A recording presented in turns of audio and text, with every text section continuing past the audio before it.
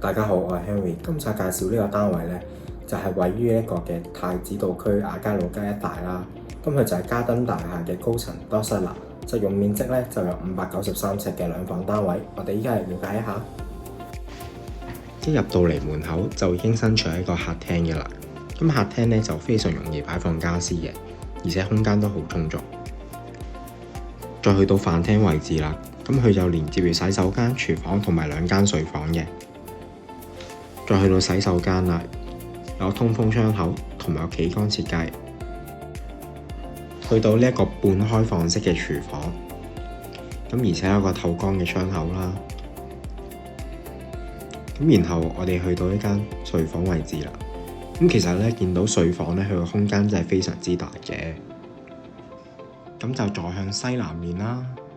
而且望到呢個九龍城浸信會喎，咁然後我哋再過去第2間房，咁同樣都係一個好寬闊嘅空間，而且佢喺度係一個正正方方啦，咁其實真係好適合去擺放家私嘅。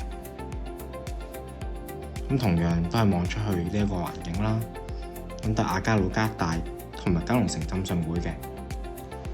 總括嚟講，其實我認為呢度嘅空間使用率真係非常之高嘅，咁同埋佢有個新淨嘅裝修啦。而且佢593尺咧就做到一個客飯廳啦，而且2間好大嘅房間。